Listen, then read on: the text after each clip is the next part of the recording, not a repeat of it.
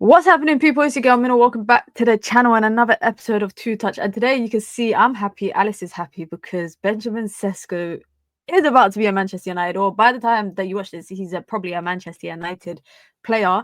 Alice, how you doing? Because a couple of weeks ago, we were a bit down in the dumps talking about Nicholas Jackson and all of this stuff, and United went and spent big on Sesko. What do you make of the deal, the fee, the overall package, and essentially Newcastle missing another target? It's one of those where, like, at first, I think it was 66 up front, and I think add-ons taking it about 73 million. So it's about the same price we paid for Højlund, and I guess like he's definitely further along in his development than the Højlund we spent that kind of money on. Sure. My first thought was, I like the player, I don't like the price. But then when I'm looking at the fact that we got him for 5 million less than Newcastle bidded, when I'm looking at the fact that Arsenal were quoted 80, 90 million pounds for him, I'm saying at the end of the day, like, if this means we can get him and a midfielder, because we're now inquiring about Baleba, so clearly there's funds for a midfielder, I'm happy with it. My only fear with Sesko was we're going to spend all the money on him, not get a midfielder, and we could be in trouble, because he's definitely further along than Højlund, but he's not completely there yet, and we still need to remember that. But I think it feels better just to see the amount of L's Newcastle have taken. I feel like I didn't actually I feel want bad him. for them. I'm not gonna lie. I feel a bit bad for them, but that's like the empathy person in me. Yeah, I feel bad for their nice fans and Eddie Howe, not the fans that were like getting all cocky, like, you're finished, players are choosing us over you, getting all cocky. Because when we first linked to him, I was like, oh, I don't know, I'd rather maybe a Mateta or a Watkins. But the more and more I've looked into Sesko, and the more and more I'm looking at his potential, and I think with Mbumo being statistically the best crosser last year and Sesko in the air, I'm like, you know what? I think he's going to do well under Amarin. He's definitely further along than Højlund. It's a lot of money, but actually in this market, it's not a lot of money because the market's crazy right now. And we're looking at Baleba, so that makes me like the deal more. Yeah, I'm in the same boat as you because I was not really keen on Sesko, but it was mainly the price tag and just, the young kind of project kind of striker. But I did always say that he was way far ahead in his career and ability than what Højlund was when we brought him. So I don't think it was ever really like, aside from the price tag, I don't really think it's a like for like comparative. But I think as the week has gone on, I've started to warm up to him. But mainly it's because I feel confident in Mbumo and Cunha. And I did a video kind of doing a tactical breakdown on kind of how I see them kind of all playing together in that front three. And I think it's going to be a very fluid front three. I think it's going to be interchangeable. We might see like a front two sometimes in kind of pressing moments. And one thing that I think puts Sesko above probably some of the other strikers we're linked to is his aerial threat, like you mentioned. And we've got Patrick Dorgu, who when he wants to puts in a delivery. If it's Højlund in the box, he might not. But we have him putting in a good delivery, and in Boomer we've got Bruno, who's an avid crosser and puts in great delivery. So I'm kind of reassured, and also I think the fact that it's being reported that he took a pay cut. Firstly, Man United offered him less than what Newcastle was offering him. And his agent even waived some of his commission fees to kind of get the deal over the line because Man United were kind of being timid with, the total package that they were willing to offer. I don't think people should kind of run away with the idea of, oh my God, we got another project striker. Be excited, guys. Be excited because I think a lot of eyes is going to be on Amarim now, depending on how the rest of the window turns out. If we get a midfielder, if we get a goalkeeper, etc., we're going to talk about that. But in terms of that attack, I kind of expect Manchester United's front line to be scoring goals, and that's why I think eyes are going to be on Amarim. Yeah, I think pressure will be on Amarin. I think, I'm not expecting Amarin to do anything crazy like break into the top four. Like, that's Arsenal, City, Chelsea, Liverpool set. Like, we know that's set. Like, I predicted us. I did a video last week, and I predicted us 8th, and this was before Sesko's through the doors, was for Baleba. Because I was like, that's fair. One game a week. We did finish 15th. We've got attacking reinforcements in, but I think it could take a while. I was like, you know what? Like, I don't quite know if we can reach Newcastle or Villa or even like Brighton. I still think have a good squad despite losing João Pedro. I was like, all of that. And then there's people like, nah, get to 12th, get to 10th. Like, Man United aren't going to be 8th. And I was like, nah. And I said, if we sign a midfielder and a good striker, I think we can push top 6 again. I think we could get. I agree. I think top 6, top 7 should be the expectation, mainly because it's one game a week. So for me, you should.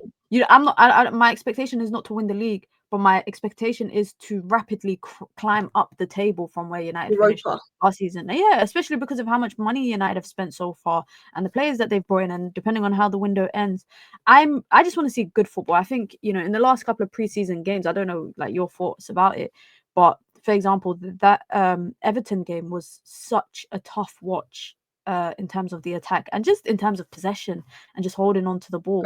And I feel bad for Ugarte sometimes because I'm not the most fond fan of Ugarte, but I do genuinely believe every player has a role to play in the team. And I fully believe that Ugarte has some utilization in terms of games where maybe United are, you know, pinned in their own half and the opponent is dominating possession, and you just need a dog in the midfield to kind of run around and clear the ball out every so often. I think that's a game for Ugarte. But when you're coming up against, I think, you know, more level teams in terms of the midfield balance, and you want to dominate possession and you want to be on account, like I don't think you can play counter-attacking football with a midfielder that can't pass the ball quickly out of his feet. And that actually takes me to the topic of midfield, which is the Baleba thing, because I don't think anybody envisioned United being like, as a fan base, we created these links ourselves, and suddenly the links became true. It became a reality.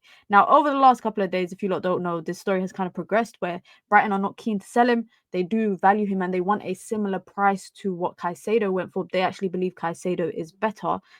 He's better than Caicedo, or his ceiling is higher than Brighton Caicedo. fans say the same. They say he's got high ceiling Caicedo, and I'll take that. They say he's Yaya Toure. I'm like, please. Yeah, no, you know what? I was saying this on my stream yesterday that there's so many things about him. I watched him live in person 3 times last season, and I said he's a hybrid of multiple players, but the closest thing I can compare him to is a Yaya Toure. Maybe in front of goal when in the final third is not of the level of Yaya Toure, but in that middle, he's a Yaya Toure. He's a monster. He's a box to box monster, and nobody can come near him. And it's wishful thinking to imagine United get him. But do you believe? Do you believe? I'm starting to. As I said, I think if we get Baleba in, I think Amran should be at least getting Europa League next year, or pressure will be on. Like, if the football's really good and we finish like just outside Europa League and there's signs of progress, he could maybe get away with it. But if you get Baleba, I think you have to get European football, like back into Europe, you know. And I think for me, in terms of can we do this, Man United inquired knowing it was going to be at least £80 million. Let's be honest. They want £100 million, probably 110. They want similar to what they got for Caicedo. They did ask for 90 for João Pedro and sold him for 60. So if they're asking for 104, maybe we get him for 90. I don't think they'd go below 90. I think if he pushes for the move, forces a move, maybe. But he's on 12 grand a week, so even if he forces a move, it's they might just be like, come on, like, on all of that. But I think for me, I read something, and obviously Mbeumo's being paid over 4 years of installments. I think Cunha's across 3, and we've already paid the biggest installment already, and that will go into last year's accounting. Yeah. Sesko, I assume, will be over about 4 years. If you get pure profit for Garnacho, we want 50 million. We should get 50 million for Garnacho. Chelsea valuing him at 30 million is an absolute just disgrace. Potentially Højlund out the door. Not that we're going to make much money on him because of the book value, and it looks like it's going to be a loan with option to buy. But it's the pure wages of Anthony and Sancho, even if it's just a loan. If you get their wages covered, completely gone. I think also United know when Casemiro's contract runs out in the summer. Yeah. And when Casemiro's out the door, even if we lose Casemiro for free, I think he's on £18 million a year. So that's £18 million. Baleba's not even going to be on half of that. So I think United are like, maybe we're bringing him now, knowing we're going to lose Casemiro. Because I said, we've done this attacking rebuild this year. Our best front three a year ago, or about a year and a half ago before Ahmad was really in the mix, we were all saying would be Højlund, Garnacho, Rashford. That was our best front three a year and a half ago. They're all being moved on, and now it's Sesko, Cunha, and Mbeumo. Midfield next year, Casemiro's gone. Ugarte, if he has another poor season, I think he's a good squad player. I think when you spend 50 million, you don't want a squad player. I think there's a good role for him. I think he's aggressive. I think there's some games where he's really good, and when he's aggressive, and actually when he's more of an 8, he's better. But Ugarte, they could move on. Fingers crossed they don't. Maino, I think you've got to build around Maino. You've got to find a way to make it work. I think he's an unbelievable player. But with Sima Garnacho, they could move Maino on. Bruno, he might go, you know what, time to move on. He's getting old. Bruno is our best player, but he doesn't perfectly fit Amorim's system. So next year, we might see 3 midfielders come out, 3 midfielders come in. But maybe United thinking, well, next year there's going to be more competition for Baleba. Liverpool might be in for it. Let's see if we can do it now. That is a very valid point. I think for me is it would be ideal for Baleba, or just even if it's not Baleba, but someone of that ilk to come in this summer. Just because I feel like, forget the fact that a lot of people could leave next summer. I just think Man United's midfield is nowhere near the level of what we need it to be for the season, and I think we will get found out quite a lot against a lot of opponents in the Premier League this season. But it's interesting you brought up Bruno, and this is a conversation that I have all the time with people, especially with now this Baleba news coming out, and a lot of the midfield two that I'm seeing is everyone saying Baleba and Kobe, and Sekou Kone in the future, in the next couple of years, will be part of that midfield three if United ever play with it. And it does make me believe Bruno's future at Man United, I think, will come to an end next season. I genuinely think that. I think because, number one, I think Man United is going to go down a different path through. I think for everything he's done at Manchester United, how influential he is in the dressing room, number one, he's a captain and he's one of United's most creative players. I just think this season, seeing him in the deeper role might be difficult to watch when Manchester United do not have a partner next to him that is capable of, I think, covering up for maybe his deficiencies in defending. And it's fair to say that Bruno is not a deep line playmaker. To me, he's not a deep line playmaker. Even in the 8 role, he normally does well. I think even at Portugal, he does well with a second person next to him, like two people playing in the 8, and he's normally the one that's slightly more advanced. With Manchester United, however, I just think this season is going to be very interesting to see if Bruno is going to be involved heavily, because Man United would have taken that fee for him if that was the case. If they genuinely didn't see, like, a part of me struggles to believe he will leave next summer, because I'm like, they would have took the fee for him this summer. If anything, his price is just going to devalue over the season, because he's going to age. He might statistically not have the best of seasons like he did last year in terms of numbers. And next summer, it might be, going from 100 million price tag, 65 million or something like that. I really struggled to see Man United selling him next summer, because I think, well, they would have just sold him this summer, made the money that they needed to make, and go on and sign a Baleba, for example. Yeah, I don't know if we will sell him next summer, but I think if we have a good season and Boomer hits the ground running, Cunha hits the ground running, we sign Baleba, he hits the ground running, and Kobe gets back into what we know Kobe can do, and he can show he can do it in the midfield too, then I think United are more open to moving Bruno on. Man United never wanted Bruno to go to Saudi, but Man United aren't going to get in his way and turn down 100 million for Bruno Fernandes at that age. I think, like, for me, Bruno Fernandes is easily our best player, but he's not our best fit. And I think sometimes with Bruno, we know that actually he's not a deep line playmaker, but he's also not a number 10 that Amorim wants, because Bruno's best role is having two players behind him in the midfield three. Like, we all know that. Under Ollie, what the role he did under Ollie that's prime, like Bruno, Pete Bruno. His best role doesn't suit Ruben Amorim, but Bruno's such a good player that you stick him in midfield too, he's probably going to do a better job than Agate. He's probably going to do a better job than Casemiro. You stick him in the 10s, obviously we've got Mbeumo and Cunha now, it's different. If Mason Mount stays fit, he's showing signs in pre-season, but you knew that Bruno was going to provide more than Xerxes, who I like back into the season. He's done well. Garnacho, I think, is better than he gets credit for. It's electric, but that Bruno is your best player no matter where you put him, in a weird way, even if he doesn't fully suit the system. But let's say next season we do get Baleba in the door and we have a really good season. And let's say, we finish 5th. F it. Newcastle struggling in the Champions League. Villa struggling in Europe with depth. Tottenham just haven't got anyone in the door. They just lost 4-0 to Bayern. Let's say we actually go and do 5th next season, because with Baleba and 1 game a week, it's possible. It's a big jump, but it's possible. We finish 5th and we have a good season and we're seeing really good signs from Maino, Mount stays fit, Cunha and Mbeumo. I'd say Ineos would want to sell Bruno. And I think if Bruno was like, yeah, we want to sell you, I think Bruno would then look for a move. And Man United might let him go for a cheaper fee, £50 million, for example, which, is a lot less than what we would have got. But that gives Bruno the opportunity to then go to someone like a Bayern Munich that might look at him at that price. Because I don't think he wants Saudi. Apparently his family didn't want it, or something like that. I think he still wants to play at the top level. So it'll be interesting. I think Saudi's too premature for him. Bruno gives me passion vibes. He's got a lot of passion for the game and to win. And I just think at a top flight level, I don't think he's achieved enough in terms of accolades. Like, individually, he's done a lot statistically, but I think in terms of silverware and trophies, I don't think he's done enough. He needs to win a league title before he could, like, in one of the top flight football in Europe, before I think he goes to Saudi. So I do agree with you in that instance, but I also do kind of think, if he loves the club so much, aside from the fact that he's on so much money. But would he be happy taking up a role of a rotational role after the next season or two when Manchester United kind of rejuvenate their team? I saw a thing that said that the average age of players that Ineos have signed so far is about 22.5. So that's the average age of all the players that they've brought. You look at Xerxes, who was quite young, Yoro, you look at Ugarte, who was still relatively young as well. He wasn't 28 or anything. And then you look at Mbeumo and Cunha, 20 in their 25s, 26s.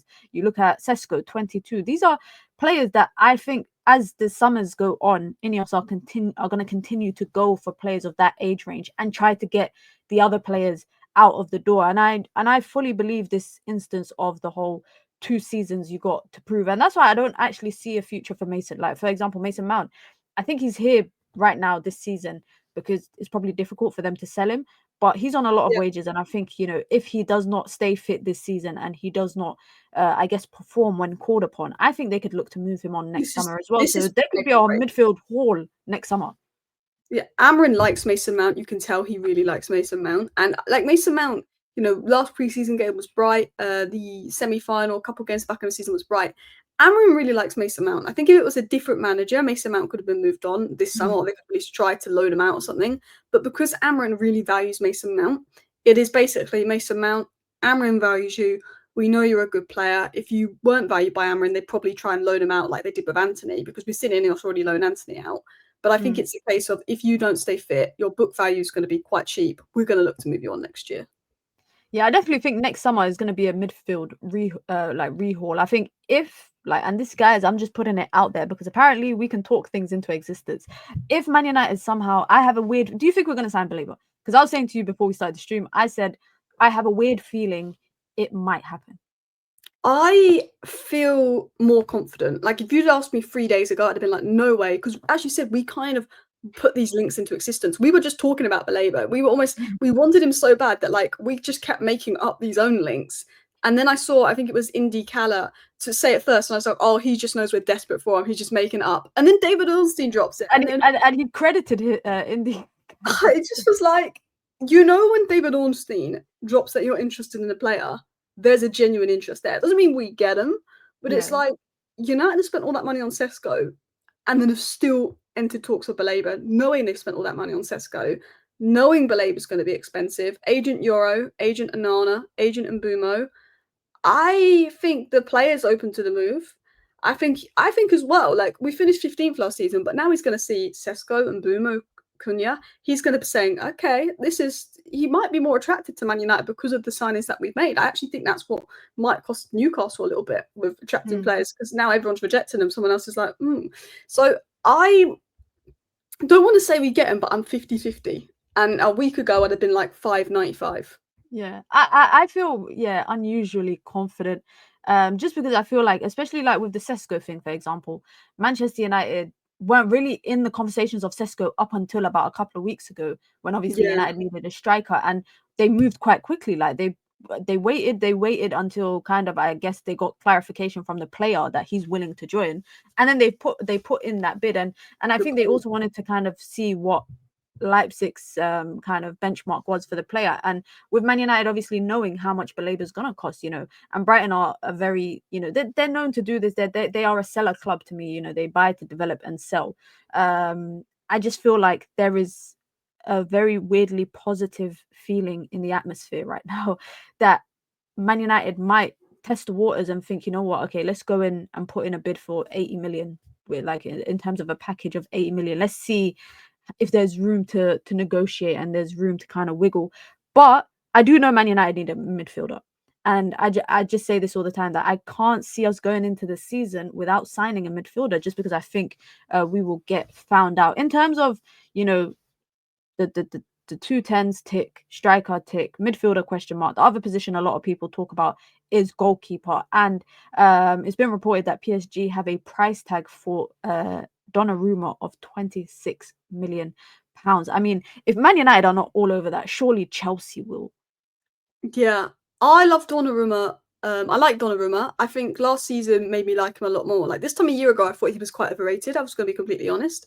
But this season at PSG, I think, was his best. But interestingly, they're moving him on. I like Donnarumma. I like the price tag. I don't like the wages. That's the problem. It's like, I think apparently he wants 200, 300k a week. I think for 26 million, you have to look at it.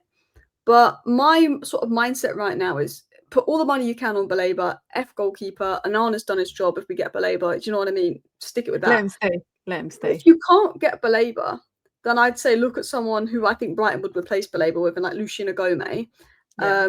And then, you know, go look at goalkeeper. The difficult is the wages. I think one of the reasons I think the Ineos model is they don't want anyone over 200k a week. If you can get Donnarumma to reduce his wages, you go for it. Like Lamens is the one we're looking at. I don't think he's someone that instantly comes in and replaces Onana, but he challenges Onana. My mindset is right now, like, I think we've got a bit more money than I thought we did if we're looking at Baleba. So I think you could afford maybe a Gome and Donnarumma. But I think you have to go for a keeper if you can't get Baleba. I think, like, we need a keeper, but Baleba just means I don't care about Onana anymore. Yeah, I would be happy if United put all their eggs in that Baleba basket, and only if they know it's off limits that they, you know, go look at alternative positions. I think in the future, I think United will have to invest maybe in a central centre back. I did see reports that said that Man United were looking to give Harry Maguire a new contract that will let him see out his career at Manchester United. I don't know what you think about that. It's a weird one because if we get Baleba in the door this summer, I think next summer we'd probably maybe only need one more midfielder because I feel like, you know, I'd say maybe one, maybe two more midfielders, depending what happens. I think if you get Baleba in the door this summer, you don't need to do as much in midfield next summer. I think we're low in defence. The only reason I'm happy with the defensive situation is because it's one game a week, so I think the depth is fine. The way I see it is you've got Yoro and Masrari for right centre back, you've got De Ligt and Maguire for central centre back, and you've got Luke Shaw, Leacher, and Aiden Heaven for left centre back. The problem is a lot of those names are very injury prone. I think Masrari is injured right now, and and I'm assuming Delo's going to be back up for Ahmad, and Leon, who I don't know how advanced is back up for Dorgu. I think we can get away with that next season because we've got one game a week, and I think our defence is the best part of our team. The only question is De Ligt's shown a bit of injury. Yoro gets injuries every now and then. Leach and Luke Shaw's injury prone. Even Maguire started picking up injuries lately. Yeah. We've lost Lindelof. We've lost Evans. If we lose Maguire, I think we'd probably need two centre-back signings. One of them would have to be a central centre-back. Yeah, but also I think Luke Shaw's out of contract next year as well. Not that I'm expecting Luke Shaw to have a big role this season, but then that'd be Maguire, Luke Shaw, Lindelof, Evans. That will be 4 centre-backs going. So we'd need to sign 2 centre-backs next year on potentially top of 2 midfielders.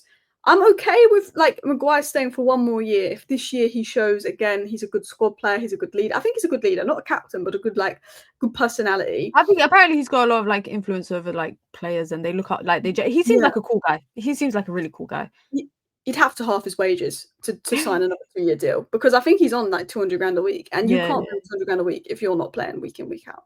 That was the Ed Woodward deal. Apparently, Ed Woodward actually paid his transfer fee all up front. Apparently, when we signed him, they paid it all up front. But I'm not against the idea of Maguire staying, like you said, wage cut, and also he's a role player. But also, I do think if United are building this team of like a squad that has an average age of like 22, 23, I think you need to have some experience around you guys, no matter what you think of Harry Maguire in terms of a player. I actually think the back three works to him to an extent. I think it works to his strengths in comparison to like a back four. And I also think, you know, maybe Man United might play with a deeper line when he's playing in the central centre-back role, but also having people in that back line that can ping passes the way that Maguire and Euro and Leacher can, for example, I think is very important. So I agree with you. I wouldn't mind him staying, just probably not for the wages that he's on. And obviously he's part of this new 6-man leadership team that Amorim has put together. So that shows you how much I think the team and the manager actually value Harry Maguire. Quickly, before we wrap it up, let's just talk about outgoings because we quickly touched on Garnacho. It seems like Garnacho has agreed personal terms with Chelsea. I keep saying to people 50 million or nothing. Like Man United, my opinion is if they don't pay 50 million, and he's made it clear that's his desired destination, he only wants to go there. It's either you get them to pay the 50 million or you can stay and you can train with the under 21s for the next season. I agree. I just think, like, if Madueke's gone for £52.5 million, if Gittins, who don't get me wrong, is unbelievable talent, but he was poor the last 4 or 5 months. He scored 1 goal in the last 6 months of the season. He couldn't get in that Dortmund starting 11. Yes, he was brilliant the first 3 months of the season. Yes, it was a managerial change. But Garnacho had a better season last year than Gittins in a worse side, in a harder league. He spent the same age. He spent 55 million on Gittins. You sold Madueke for 52.5 million. and you might get 44 million for João Felix. You cannot tell me that you're going to get more money for João Felix than you're going to pay for Alejandro Garnacho. Because Felix was one of the worst players last season in football. He was worse than our players, and we finished 15th. So I think Chelsea thought, this is what I thought with Chelsea. They thought, oh, they won't be able to sign a striker unless they sell Garnacho. Because we started to fall for the Man United broke gimmick this year. I actually, normally I don't fall for it. We say it every year. But this year I was like, now we're broke this year. So I thought Chelsea were like, you know what? They're going to be so desperate to sell Garnacho to fund Sesko. We're going to get him down to like 35-ish million. They've seen we brought Sesko and went for Baleba, and they're like, they don't need sales to do their business. So I think that's why Chelsea opened talks with him yesterday. Like, actually open talks. I think they realised, oh, maybe we can't play it. I think United have gone to Chelsea and thank you, Man United, for doing this. And gone, well, Madueke is 52 million. He's older. You know, Garnacho is probably better. I think there's not much in it. I think they're very similar players. You know, I think we're well within our rights. I think if Garnacho didn't have an ego issue and didn't fall out with Ruben Amorim, he would be 60 million. I think he would be 60 million in this market when I'm looking at Lango, when I'm looking at everything. Because if you look at him in Ten Hag's second season, we were like, don't sell him untouchable. Like, do you know what I mean? This time last year, people were asking him to be to have Rashford dropped off the off the left hand side for him. Yeah, like he would have been crazy money. It's one. I wouldn't even say he was that bad. Inconsistent season, but the thing is with Garnacho, everyone hated on him because he missed big chances. He was frustrating, but we were always more dangerous when he was on the pitch. He would get the ball, he'd drive, he'd take people on. Like Højlund, he would just do nothing. Garnacho would be doing something. Even if he misses a chance, he'd be doing something. And I think at Chelsea, in a more sustainable environment with Cole Palmer putting those balls through, I think he's good. For me, if we don't get 50 million, stick him in the reserves. It's a World Cup year. You're only on about 40, 50k a week. That doesn't really impact us. And tell teams to stop effing with us, because I think Rashford's option to buy is too low. Betis are mugging us off with Anthony, telling him to reject everyone to go on loan. Sancho, I mean, Dortmund. I don't know what's happening. I don't even know what's happening with Sancho at this point. Dortmund, deadline day, loan, half his wages paid. I can count on it. Yeah, I agree with the Garnacho thing. Yeah, I'm happy if United don't get 50 million to just stick him in under 21s. Can't train with the first team. Can't be around the first team. You've decided this because I think when you limit yourself to just joining one club and you're very specific, and I actually don't like what he did to get to Chelsea, to get to that destination, because in January his manager was basically his agent was in talks with Chelsea back in January, whilst Manchester United was going through a horrendous period under Ruben Amorim, and people overlooked it because I think he does have a bit of there's a bit of fan favoritism when it comes to him. But I agree, if Man United are selling themselves short with Rashford, the only thing with Rashford is that fee has to be low because of his wages. But when you're on 50k a week, Man United have every right to demand that. And it sounds like Rasmus Højlund will be going out on loan to AC Milan. So if they can get, AC Milan to pay that, and they get a reportedly 4 or 5 million fee with a buy option next summer for 40 million, I think, he could do well. But I do think outgoings, now that Sesko's come in, we need to get some of these players out the door. And we kind of see how it goes. But listen, guys, make sure you hit the like button. Be sure to subscribe. Alice, the football season is back next week. Where do you think United is finishing? Do you know what? I'm going to go 7th. I feel like with Sesko in, I think we're going to get a midfielder. I don't know if it'll be Baleba. If we get Baleba, I think we could push top 6. I think if we get Baleba, I'm going to go top 6, but 7 is not a bad shout. I think a European spot, basically a European spot. If United manage to secure top 4, guys, don't be surprised. But if we don't secure the top 4, then don't be surprised. I just want us to finish above Arsenal. Imagine if we get top 4 and not Arsenal. That would just make that will be. I think that will cause a meltdown in the Arsenal fan base, and we will be there. We will be there. Listen, guys, make sure you hit the like button. Alice, let them know where they can find you. All the links will be in the bio of this video as well. Yeah, big up to Minna. Make sure you subscribe to her channel if you have not already. If you want Manchester United content, Alice talks football on literally YouTube, TikTok, and Twitter if you just want rants and waffle. And your second channel? Oh, second channel, Aquila Football, if you like non-Man United content, like Liverpool, Arsenal, Tottenham, even Newcastle. The bigger teams are on there that aren't Man United as well.